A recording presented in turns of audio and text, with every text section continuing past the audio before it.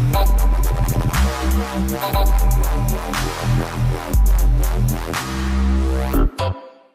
Oscar Clark, I'm Everyplay evangelist. I work for Unity, who acquired Applifier in March, just before GDC.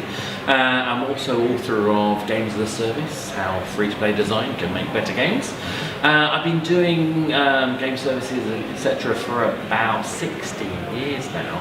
Okay. So I'm basically, what they say is old, and still here, so that makes me a veteran apparently. Well, exactly, surviving. Yeah, Trooping on. Survivor, yeah. So, Games as a Service. Yeah. Can you tell us what exactly Games as a Service is all about? In a short answer. I'm notorious for my ability to talk for days. Yeah.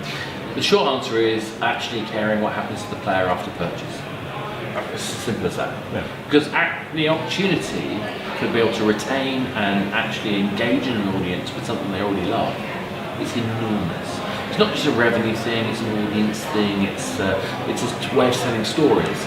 And the thing I've learned a long time ago is that if you create something that people love and you invest in it, it becomes something you want to nurture. I've never quite got the fire and forget mentality. If I'm going to invest in creating something which I know is brilliant, because I wouldn't make it otherwise, then I'd want it to be something that players love. And that means I want to have a dialogue with them. And if I have a dialogue, I can listen to what they have to say and make a better game. Yeah. So it sounds like to me that Games as a Service, it's not about this short-term mentality, it's about this long-term relationship. Do you see this as a trend within mobile games? Do you see companies moving towards this? And if so, why do you think that's the case? I think trend is probably the wrong answer. It's understanding it's a possibility. Yeah. It's a strategy.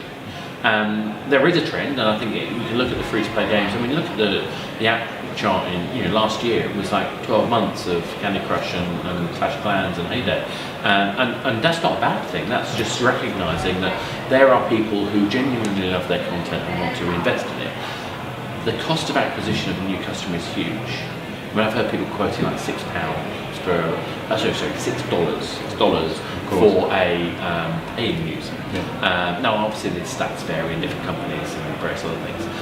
The sort of cost of an advert, that's just the kind of contributor cost. But it's still a lot of money. You've got to get a lot of money for somebody a 69p game, can't do that. Yeah. But if I can retain a user and I want to continue investing, and I can deliver them, this is the really important one, utility. Yeah. So that's value. Value I can understand from the game. Then why wouldn't you spend money? Well, exactly.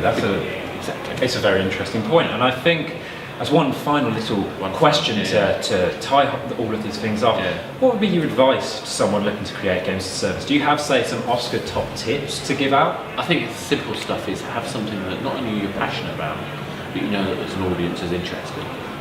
Create something quickly, smallest thing you can, and getting it in front of people as quickly as possible, and listening to what they say.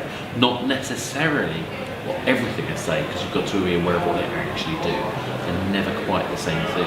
So really it's just iterate, just like we do in development anyway, but we do it post-release too. By listening to players, by investing in the time, and showing that we're creating something that's worthwhile, then we get an audience. So Games as a Service, a loving relationship. Seriously, yeah, if you love the game, players will see and they'll hopefully love it too. Well, exactly. Well, that sounds like some fantastic advice, and thank you very much for joining us. All right, cheers then.